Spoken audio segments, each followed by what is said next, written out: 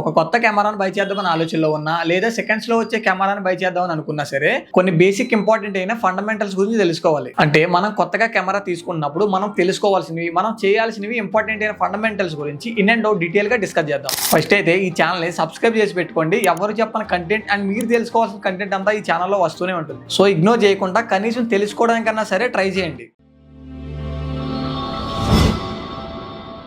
So coming to the point, ఈ overall process ని 5 important అయిన కేటగిరీస్ లా డివైడ్ చేసి మాట్లాడుకుందాం. So first one, suitable camera. అంటే మనకి ఏ కెమెరా సెట్ అవుతుంది, అంటే మన మెయిన్ ప్రయారిటీ ఫోటోకు ఉందా లేదా వీడియోకు ఉందా అనేది మనం ఫస్ట్ తెలుసుకోవాలి. ఎలా, ఎందుకంటే కొన్ని కెమెరాస్ అనేది మెయిన్ ప్రయారిటీ ఫోటోస్ కి అన్నట్టుగా డిజైన్ చేసి ఉంటాయి, లేదా కొన్ని కెమెరాస్ అనేవి వీడియోని మెయిన్ ప్రయారిటీగా డిజైన్ చేసి ఉంటాయి. మనకి ఫోటోస్ నే ప్రయారిటీ అయితే మెగా పిక్సెల్, కెపాసిటీ ఇవి చూసుకోవాల్సి ఉంటుంది. అదే మనకి వీడియో ప్రయారిటీ అయితే బేసిక్ సెట్టింగ్స్ అనేవి, అంటే హీటింగ్ ఇష్యూ ఎలా ఉంది, రన్నింగ్ టైం ఎలా ఉంది, 4K FPS ఇలా కొన్ని సెట్టింగ్స్ అనేవి చూసుకోవాల్సి ఉంటుంది. అండ్ సెకండ్ మన ప్రైస్ క్యాలిక్యులేషన్ అండ్ ఎస్టిమేషన్. అంటే ఒక కెమెరాని డిసైడ్ అయిన తర్వాత ఆ కెమెరా గురించి, ఆ కెమెరా రిలేటెడ్ యాక్సెసరీస్ గురించి, ఆఫ్లైన్ లో ప్రతి దాని గురించి డీటెయిల్ గా ఎస్టిమేషన్ వేయించాలి. అలా అని ఒకే షాప్ దగ్గర కాకుండా మీకు అవైలబుల్ గా ఉన్న మల్టిపుల్ షాప్స్ దగ్గర ఎస్టిమేషన్ అనేది వేయించాలి. సో ఎందుకంటే ఒక్కొక్క షాప్ దగ్గర ఒక్కొక్క ప్రైస్ అనేది ఉంటుంది. సో ఆ డిఫరెన్స్ ఎందుకు ఉంటుందంటే ఒక్కొక్క పర్సన్ ఒక్కొక్క మార్జిన్ అనేది తీసుకుంటారు. కొంతమంది తక్కువ మార్జిన్ తీసుకుంటారు, కొంతమంది ఎక్కువ మార్జిన్ తీసుకుంటారు. సో దట్ మీకు రేట్ అనేది డిఫరెంట్ గా ఉంటాయి. సో ఇవి చూసుకొని కంపేర్ చేసి తీసుకోండి. లేదా ఇంకా తక్కువ డిఫరెన్స్ లో మీకు కావాలి అంటే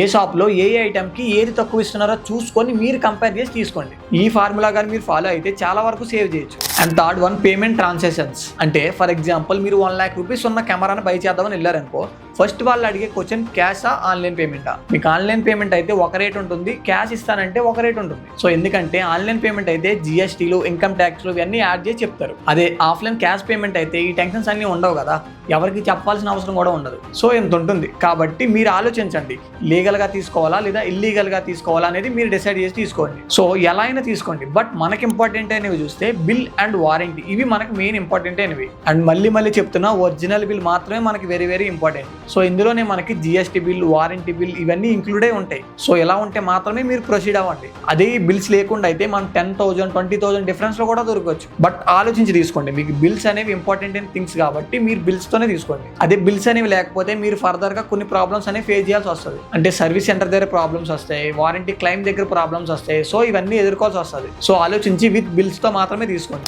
సో ఫైనల్లీ ఇంపార్టెంట్ అయినది చెకింగ్ ద కెమెరా. ఒక కెమెరాను బై చేస్తున్నప్పుడు దాన్ని ఇన్ అండ్ అవుట్ చెక్ చేసుకోవడం మనకి చాలా ఇంపార్టెంట్. కెమెరాని ఎందుకు చెక్ చేయమని చెప్తున్నా అంటే, ఫస్ట్ థింగ్ మీరు ఎవరిని నమ్మొద్దు. మీరు బై చేసేది సీల్ బాక్సే బై చేస్తారు, బట్ మీదన సీలే ఉంటుంది, కానీ బాక్స్ కింద కట్ చేసి రీప్లేసెస్ కూడా జరుగుతుంటాయి. సో కెమెరా తీసుకున్న తర్వాత మనం చేయవలసిన first point camera shutter count checking. ఈ కెమెరా షట్టర్ కౌంట్ ని ఎలా చెక్ చేసుకోవాలి అంటే దీనికంటూ సపరేట్ వెబ్సైట్స్ అనేవి ఉన్నాయి. కెమెరా షట్టర్ కౌంట్ అని, షట్టర్ కౌంట్ .net అని ఇలా సపరేట్ వెబ్సైట్స్ అనేవి ఉన్నాయి. సో అవసరమైతే కింద డిస్క్రిప్షన్ లో లింక్ కూడా ఇస్తా.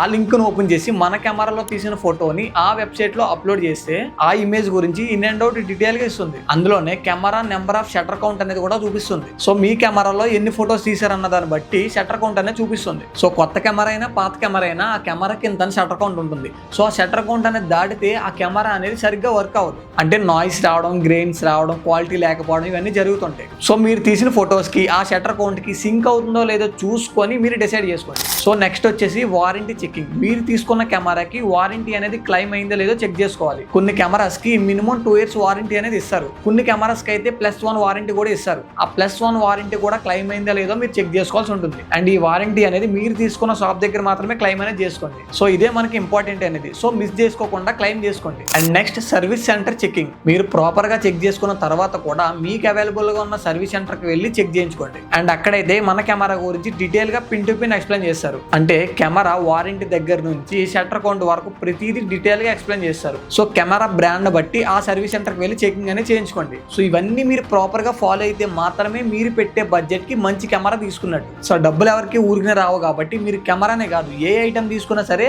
ఈ బేసిక్ ప్రాసెస్ అయితే ఫాలో అవ్వండి. సో ఈ కంటెంట్ అనేది మీకు ఏ పాయింట్ ఆఫ్ వ్యూలో వర్త్ అనిపించినా జస్ట్ ఒక లైక్ చేసి సబ్స్క్రైబ్ అయితే చేయండి. అండ్ అలానే ఈ బెల్ ఐకాన్ కూడా ఆన్ చేసి పెట్టుకోండి. ఈ వాల్యుబుల్ కంటెంట్ అనేది మిస్ అవ్వకుండా డైరెక్ట్ గా మీ దగ్గరకు వస్తుంది.